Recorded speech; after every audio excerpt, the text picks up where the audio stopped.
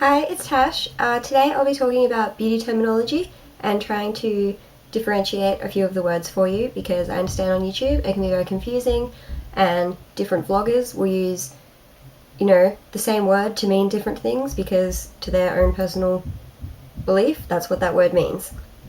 So I'll just be explaining how I would use these words and hopefully that can also help you understand what someone else is meaning when you might not completely understand that. First off, we'll start with sections of the face so that you understand correctly where I'm referring to.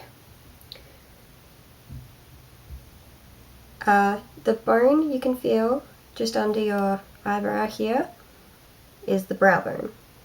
Generally when talking about highlighting these areas, you would put it right under the arch, which is the highest point of your eyebrow, where it goes to like a triangle. The lid is the largest section here that covers your eyeball when you close your eyes. The outer corner of your eye is the outermost triangle where you would start to create a smoky eye. The inner corner is usually where you would apply highlighter or a lighter eyeshadow. The crease is the line right above your lid. When you open your eye, you can feel the line. Your waterline, you have an upper waterline, which is underneath your eyelashes.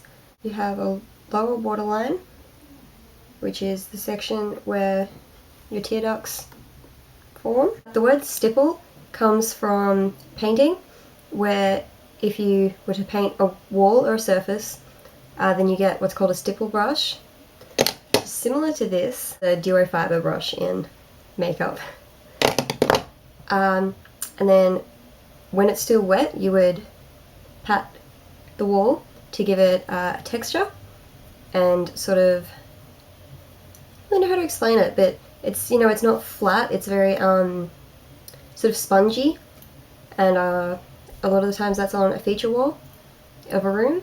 Personally, when I'm talking about stippling on the face, I would be talking about, short little pats on the face to apply a foundation or a blush, where you don't really need to pack a whole lot of colour on, you just need to dab it in to give it a little glow.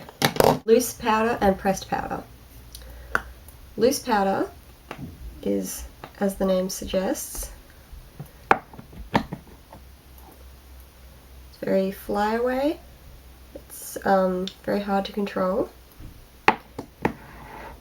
It comes in all kinds of powders, face powder, eyeshadow, highlighter, bronzer, you name it, or any kind of powder. It comes in either form. Pressed powder is where it doesn't fly away, it's very compact, and you have to press a brush into it to be able to use it. Shimmer is any kind of powder product with glitter in it, where when you apply it to the face, when the sun hits it, you can see a shimmer, or sort of dazzles. Fallout is when powder, generally from eyeshadow, falls onto your face and you can see sort of speckles here, so you have to get a fan brush to brush them away. Contouring is how you define your face, generally in cheekbones, neck, nose, and the outer edge of your forehead. The idea of contouring or sculpting the face is that if you find you have a wider nose, you can give the illusion to make it look slimmer by applying bronzer or a dark blush down the sides. Same with if you find you have a wider face, you would apply here. Highlighting, where you would apply here, just below your eyes and above your cheekbones, or to the sections here on your forehead above your eyebrows. It's to give the illusion of where the sun would hit.